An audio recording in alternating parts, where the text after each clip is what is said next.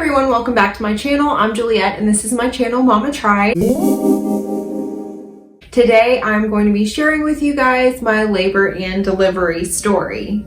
At around 20 weeks, I lost my insurance and I really at the time could not afford my doctor, and I loved her. So it was pretty devastating to me that I had to lose her because my whole journey had been through her. If you've watched my PCOS and infertility story, then you know how much I loved her. Everything would have to be out of pocket, and just the doctor charges alone, not even the hospital or labs or the baby, it was a lot of money. So I was looking around for different doctors, trying to find a different insurance plan. The one through my work, my doctor didn't accept.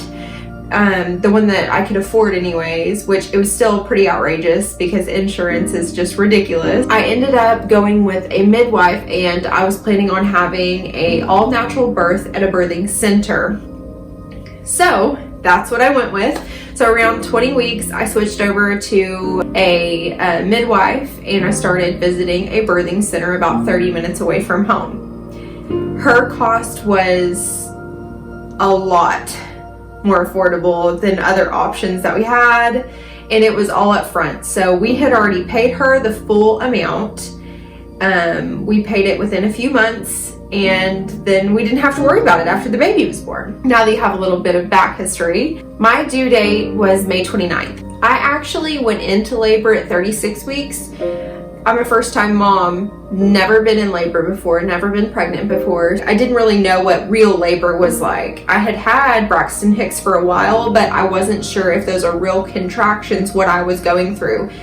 They would get kind of normal for a while, so I'd start having like a contraction or Braxton Hicks or whatever, like once every 15 minutes, then once every 10 minutes. And then it just kept going down, and I was like, oh my gosh, this is the real thing. I'm pretty sure I'm in labor.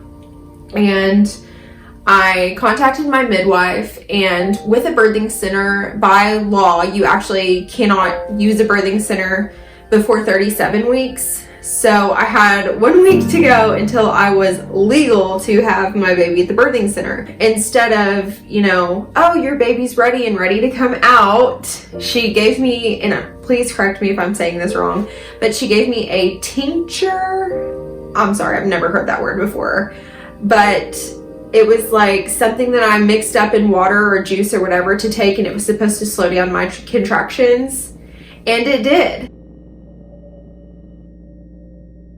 I still had contractions, but they were not regular, so that meant that I wasn't in like active labor.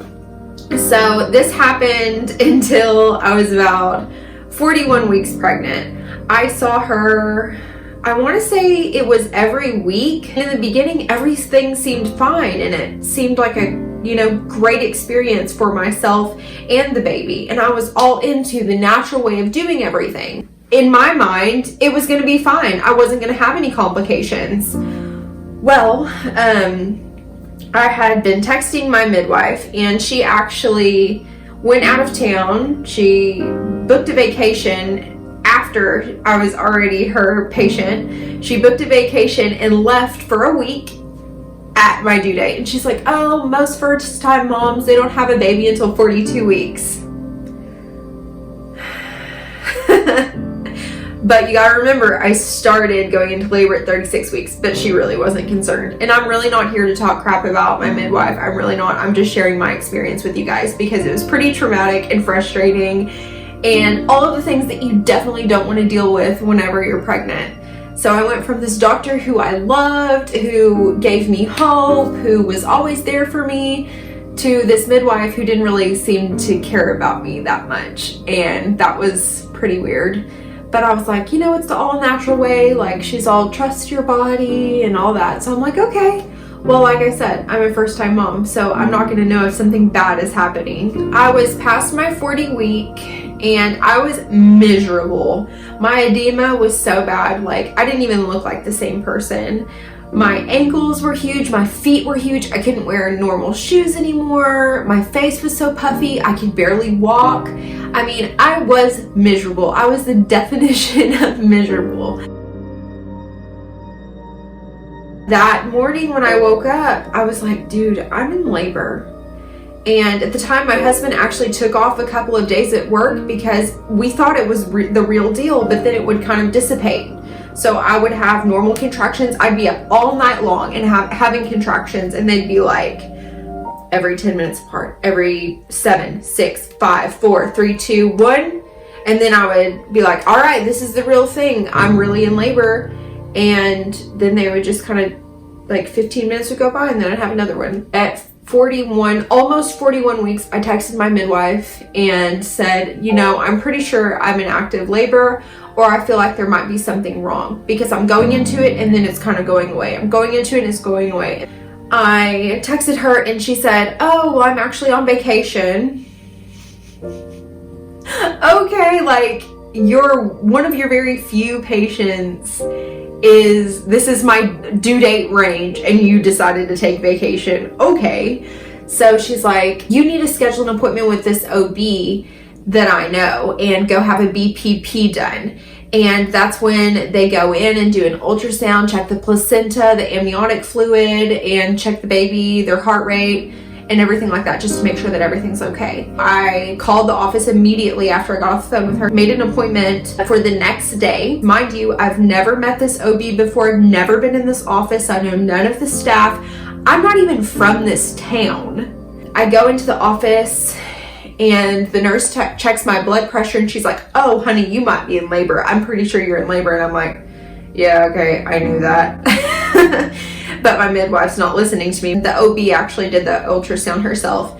And she said, I'm going to give you 7 reasons why you're going to have this baby today. My husband looked at me and I looked at my husband like, oh crap, we're having a baby today. Like, I was expecting like a few days or I'd be able to go home or whatever. She said that number 1, given my medical history, there is a very high chance that my baby will be stillborn. And honestly, I'm surprised that I heard any more after that because I was like, get her out. In the ultrasound, she was moving and everything. The second reason was there wasn't really any amniotic fluid left that she could see from the ultrasound.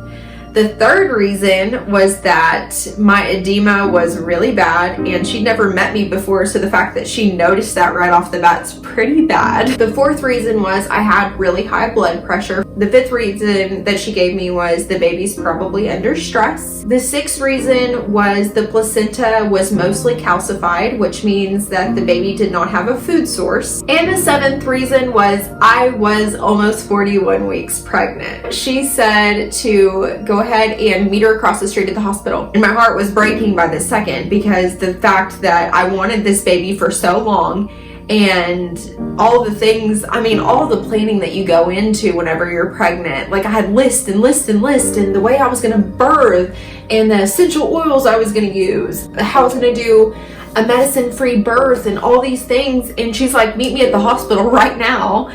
It kind of like put me in shock. So I was like, okay. So I got in the car and I was like, oh my God, you know, Stefano, we're going to have a baby today. On the way before I checked in, I called my mom and I told her what was going on.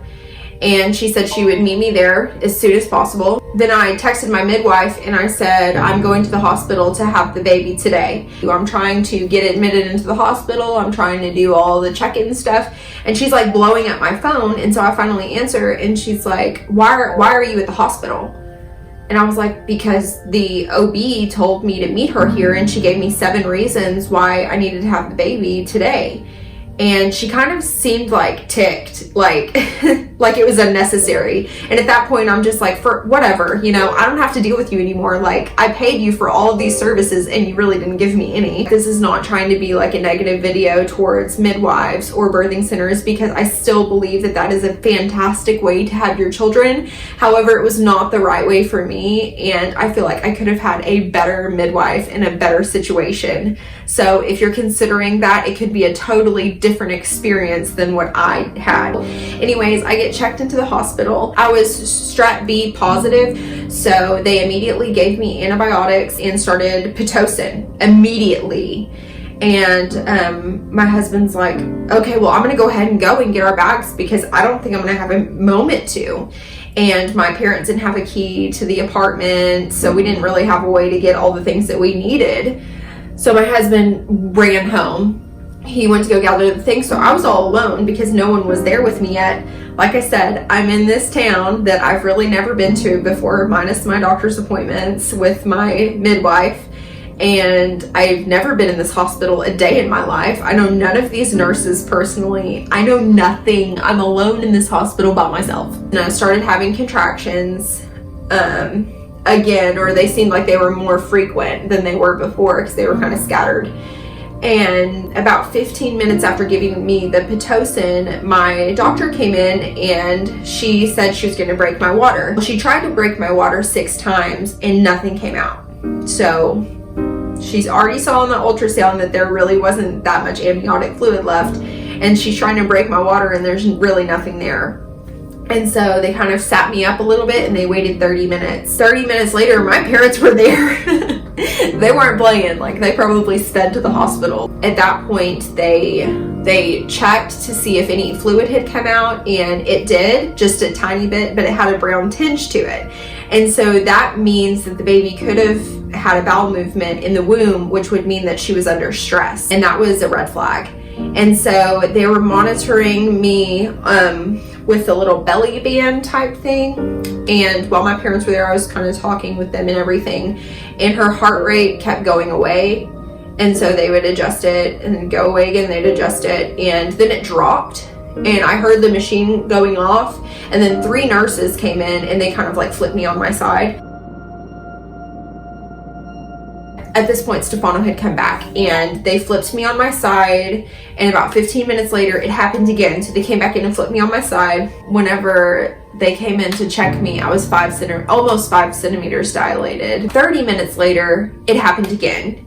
And at that point, I could feel like the nurses getting frantic, and it made me nervous. And I know that they're trained to be more calm and everything. So the fact that they were like trying to be calm, but they weren't really that calm, freaked me out. And I will say that this hospital that I'd never even been to, their staff is amazing. Like, I had some of the best nurses. They were fantastic, especially for somebody who was in the situation that I was in. They called for my doctor. My doctor walked in the room and she said, 3 strikes for me and you're out. Your baby's heart rate is dropping and we're gonna go ahead and prep you for an emergency C-section. And y'all, that broke my heart. The way that I was supposed to have my baby.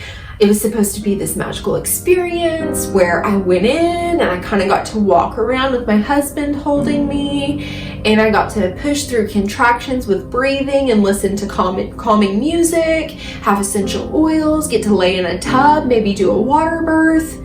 Yeah, this is not how it happened for me. Well, it was pretty traumatic, and then I really didn't think that I would have to have a C-section. I just didn't. They prepped me for a C-section. I had to take out my contacts and I got my glasses. They took off all my jewelry and they wheeled me in. And at that time, my husband, they were getting him prepped too, so he was scrubbing in. And whenever I got to the door, the nurse took my glasses because I guess you're not supposed to have your glasses or something. I don't know, but y'all, I'm legally blind, like for real. They wheeled me into the operating room and I couldn't see a thing. And I'm kind of like looking around for my husband and any guy that was in the room. I was kind of like, but even squinting, I still can't see. I cannot see, y'all. So they wheeled me in and they put me on the operating table, and I'm connected to all these different cords and everything, and they start to do this countdown, and I'm thinking they're doing a countdown to like give me some happy juice or something, but no, that's not what the countdown was. It was a countdown of surgical equipment. Are you kidding me? Is this necessary? And so they're like forceps, scalpel, needles, you know, etc. But I'm sitting there blind and all I can see is this silver blur, and I'm sitting there imagining the worst, like a freaking dagger or something that they're about to cut me open with. All that really kept going through my mind is, you know, really you don't have a choice. This baby's got to come out. And so don't be so scared, don't be so terrified, because it's going to happen and you're going to be okay. And I kind of felt God watching over me at that moment, because I was alone, but I wasn't alone. You know what I mean? At that point, after they did the countdown, the doctor came in and she's so sweet. And she could tell that I was a terrified mess. Like, I was shaking like a chihuahua. And I don't know if it was from the medication that they gave me or if it was nerves or a combination of the two, but I literally could have shook myself off the table. and she said, okay, you're going to give me a big hug and they're going to do your spinal block. And the spinal block freaked me out because, y'all, I didn't even want an epidural. Epidurals can cause certain things. They can cause paralysis. And so all the things that I read, all this natural birth, like positivity stuff, it kind of downs all of the medical side of it. And so, yeah, it freaked me the heck out. Like, the fact that they were about to cut me open didn't scare me, but the fact that they were going to put a needle in my spine freaked me out. Don't ask. I don't know why I think this way. They do the spinal block and they lay me down and drape up a sheet, and then they do a numbness check. They let me know, hey, we're going to do a numbness check. So if you feel anything, let us know. And like, I could feel pressure, but I couldn't feel. And she was like, she's going to pinch you really hard. So I want you to tell me if you can feel the pinch. And I didn't really feel a pinch, but I felt pressure. And she was like, yeah, you're going to feel pressure. But at that point, still blind, and still looking for my husband because they're about to cut me open. And they did. They started the incision, and then Stefano came in. And he came and sat right next to me and held my hand. And the first thing he noticed is, where are her glasses? And so he asked the nurse, where are her glasses? And she got them for me, and she was like, oh my gosh, yeah, you have to be able to see your baby. And I'm like, yeah, duh. They're tugging, like, oh my gosh, that pressure is like unreal. It's out of body experience. Like, I can't even explain it. But they're pulling her out of me, and my whole body is jerking on the table because she's pretty big, and the incision is like, I think it's 4 inches. So it's like not very big for a whole baby to come out of. So I'm moving all over the table, and I know that they pull her out, and they're talking, like they're all talking, and I don't know if like they nicked something or whatever, but blood like shot onto the light, the huge light that they had, and that kind of freaked me out. And then there was some blood on the floor. It was quiet, and I knew she was out of me, and that freaked me out because I knew that she had a bowel movement in the womb more than likely, and I was strep B positive. And so the fact that she's not making any noise, and it was probably literally like 2 seconds, but you know, it felt like an eternity. I finally heard her cry, and it was like, I cry every single time I talk about this, but hearing your baby's voice for the first time, her cry was like the sweetest sound I've ever heard, and it was raspy. It wasn't like a normal baby cry. It wasn't that high-pitched like wah. It was like a little raspy voice, and I was like, that's my baby, that's Luxi. And then the pediatrician said, we have a 12-pound 6-ounce baby, and I was like, shut up. And he heard me.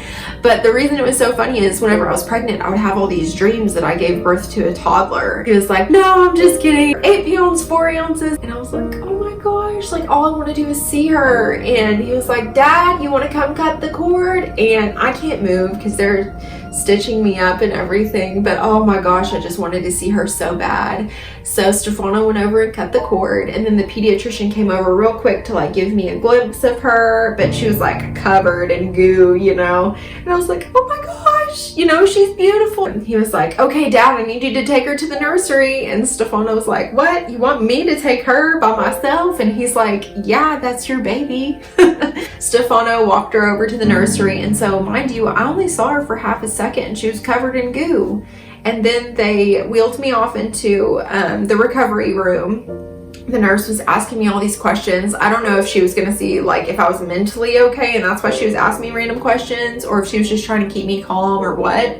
She was asking me all these questions about how I was feeling and everything, and then a nurse kept coming in and pressing on my stomach. Oh my God, they like get their fist and like do this to your stomach to make sure that everything gets out. And I was like, oh yes, they still do that even if you have a C-section. I'm just sitting there thinking like, oh my gosh, it feels like hours. Where is my baby? Like, you go from pregnant to baby in arms, right? Like, that's the connection. And so I'm sitting there waiting, and Stefano comes in, and I'm like, where's Luxi? And he was telling me that she's still in the nursery. They're, you know, cleaning her up. He showed me a picture of her, and she was just so tiny and beautiful and just perfect. And so I could not wait to hold my baby girl. I could not wait. And finally a nurse brought her in, and for skin to skin, and they gave her to me, and she just had a little tiny diaper on, and they put her on my chest, and it all just felt so natural. And you know, as a first-time mom, there's no handbook for this. You're just like winging it pretty much. And I mean, it's so crazy how God does this, because it was so natural. Like I was a mother, and I took her, and she was kind of squirmy. She seemed hungry. She wasn't really crying, but she was so tiny and sweet, and she kept doing this like she was hungry. So I just put her on my boob.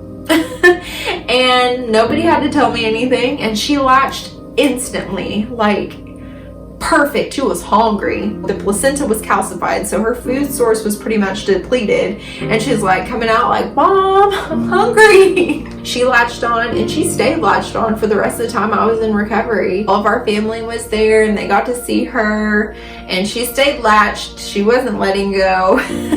That is my labor and delivery story. It was literally the most magical day of my life. It's the day that I had a child. Like, it's crazy to think about a baby that you made, grew inside of you, and then you gave birth to it. And then here it is, after all this time wondering what they look like, what they smell like, what their voice is like, all of those things. And you get to see it in person for the first time. It's perfect. Absolutely perfect.